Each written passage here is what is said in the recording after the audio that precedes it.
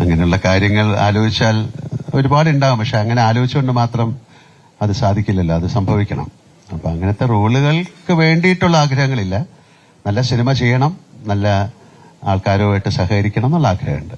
അപ്പൊ അത് സംഭവിക്കട്ടെ. അതിന് വേണ്ടിയിട്ട് ഞങ്ങൾക്ക് പ്രൊഡക്ഷൻ ഉണ്ട്. അതുകൊണ്ട് ഞങ്ങൾക്കൊരു വലിയ സിനിമ, ഇഷ്ടമുള്ള സിനിമ എടുക്കാൻ പറ്റില്ല. അതൊരു കൂട്ടായ്മയാണ്. ഒരാളുടെ ഒരു ബുദ്ധിയിൽ നിന്നുണ്ടായി, അതൊരു പേനാത്തുമ്പിലൂടെ പേപ്പറിലായി ഒരുപാട് പ്രോസസ്സാണ്. അപ്പൊ അതാണ് ഞാനൊരു ഗ്രാറ്റിറ്റ്യൂഡ് എന്ന് പറയുന്നത്. ആ ഒരു നന്ദി നമ്മുടെ പ്രൊഫഷനോട് കാണിച്ചാൽ തീർച്ചയായിട്ടും അതൊരു ആക്ടറെ സംബന്ധിച്ചിടത്തോളം നല്ല റോള് കിട്ടുക എന്ന് പറയുന്ന ഒരു ഭാഗ്യമാണ്.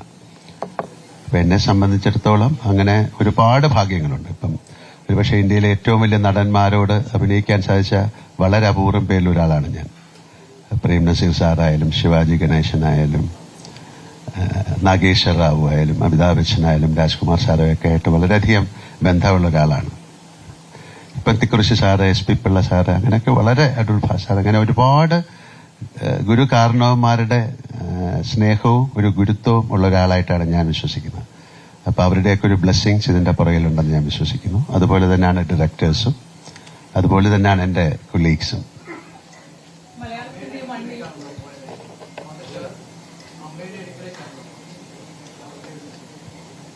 അങ്ങനെയല്ലേ ചെയ്യേണ്ടത്. അമ്മയുടെ അടുത്ത് പോയി കാര്യം അത് കാണാൻ അമ്മയ്ക്ക് ഭാഗ്യമുണ്ടായി, അത് അമ്മയെ കാണാൻ എനിക്കും ഭാഗ്യമുണ്ടായി. എൻ്റെ അമ്മ സുഖമില്ലാതിരിക്കുന്ന അമ്മയാണ്. പക്ഷെ അമ്മ അത് മനസ്സിലാക്കി അമ്മ എന്നെ അനുഗ്രഹിച്ചു. ഞാൻ പറഞ്ഞു അമ്മയ്ക്ക് എല്ലാം മനസ്സിലാകും, സംസാരിക്കാൻ കുറച്ചൊരു സ്ലറുണ്ട്, പക്ഷെ എനിക്ക് മനസ്സിലാകും. അപ്പൊ എന്തായാലും അമ്മയുടെ ഒരു അനുഗ്രഹം എൻ്റെ പുറകെ എൻ്റെ മാതാപിതാക്കളെ അതാണ് ഞാൻ പറഞ്ഞത്, അവരെ തീർച്ചയായിട്ടും ഓർക്കുന്നു. എൻ്റെ കുടുംബം എന്ന് പറഞ്ഞാൽ അതുകൊണ്ടാണ്. അമ്മയുടെ അനുഗ്രഹം എനിക്ക് മാത്രമല്ല നിങ്ങൾ എല്ലാവർക്കും ഉള്ള കാര്യം തന്നെയാണ്. അപ്പം അമ്മയുടെ അനുഗ്രഹം വാങ്ങിച്ചിട്ടാണ് ഇങ്ങോട്ട് വന്നത്.